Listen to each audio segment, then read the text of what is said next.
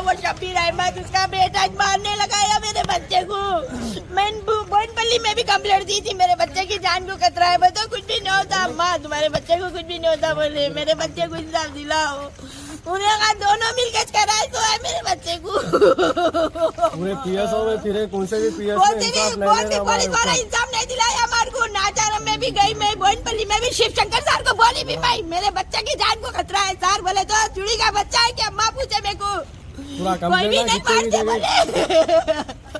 पूरे 4 जने मिलके मार रहे थे, कहते लोग बचा रहे तो लोगों को छुरिया बता रहे थे, कोई भी आए तो मार देते बोल के पूरा अंदुड़िया निकाल दिए मेरे बच्चे के पूरे अंदुड़िया निकाल दिए। पूरा दिल दिख रहा, जाग रहे तो मेरे बच्चे को इंसाफ दिलाना। वो शब्बीर अहमद को नहीं छोड़ना, उसके बेटे को नहीं छोड़ना। अगर मेरे को इंसाफ नहीं मिलेगा ना, मैं 3 दिन देखती हूँ, मैं 3 दिन के बाद मैं मर के सबको फंसाती। मैं बोनपल्ली के पीएस वालों को भी फंसाती, नाचारम के पीएस वालों को भी फंसाती। उन लोगों की वजह से मेरे बच्चे को सेफ्टी नहीं दिया मेरे बच्चे को।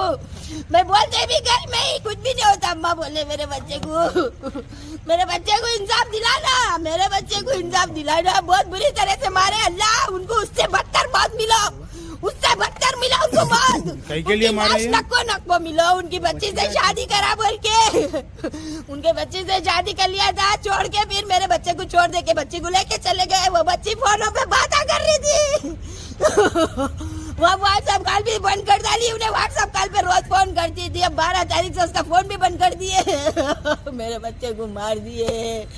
अल्लाह मेरे बच्चे के साथ जो हुआ अल्लाह उसके साथ उस दिसंबर की रात अराउंड 11:20-11:30 इस टाइम पे एक मर्डर का इंफॉर्मेशन आया था हमें।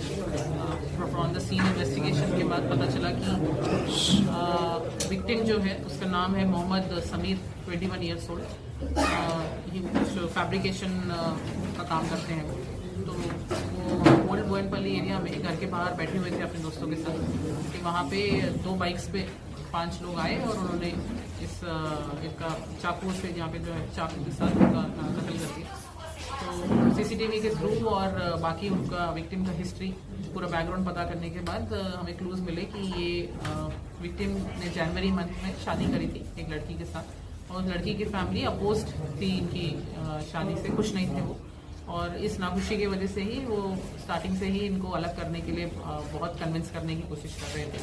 शादी के कुछ दिन बाद ही, महीने बाद ही वो लड़की को अपने साथ वापस ले गए उनके घर वाले, ये बोल के कि हम फिर से तुम्हारी शादी प्रॉपरली करेंगे। और तब से वो इनको सेपरेट कराने के लिए, डिवोर्स कराने के लिए बहुत कन्विंस कर रहे थे। अपने मुस्लिम लॉज के हिसाब से उनका खुला कराना या तलाक कराने की बहुत कोशिश कर रहे थे, लेकिन विक्टिम मान नहीं रहे, जो विक्टिम है इसमें समीर, वो मान नहीं रहे थे इस बात से।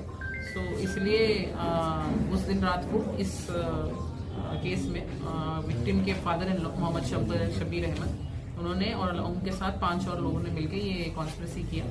और उस जगह पे मोहम्मद उमेर जो भाई है विक्टिम के ब्रदर इन लॉ है, मोहम्मद उमेर, अब्दुल मार्टिन जो उनके रिलेटिव हैं, सईद सोहेल, शेख अबुल पाकर सिद्दीकी और इब्राहिम, इन 6 लोगों ने मिलकर इसका पूरा प्लानिंग करके इसका एग्जीक्यूशन किया।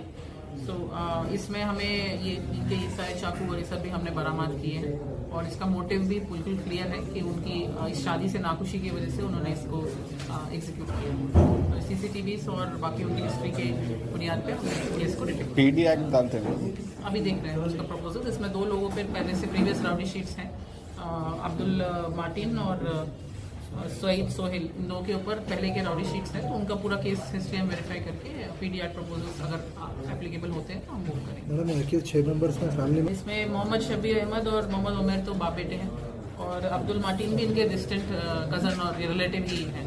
सो दोस्त और उसी में दोस्ती और रिश्तेदारी में ही है। इन लोगों कुछ बिजनेस है?